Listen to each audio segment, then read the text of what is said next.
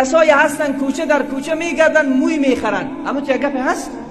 موی میخرن. امی جواز داره یا نداره؟ عزیز من، جز انسان را خریدن حرام است. جز انسان را خریدن فروختن حرام است.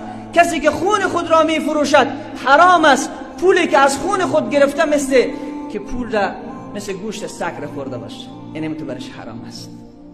جز انسان را فروختن و خریدن حرام است. موی یک خواهر را نامحرم دست زدن حرام است. چی جای کورا میخره؟ دو تا حرمت، یکی فروختن و خریدن، دیگر حرمت موی یک زن را مرد نامحرم دیگر لمس کردن. این هر دوتا در غضب خدا و عذاب خدا گرفتار میشن. رسول خدا صلی الله علیه وسلم فرمود لعن الله الواصله. رقم حدیث در مسلم 2122. چند؟ 2122. رقم حدیث در بخاری 5936.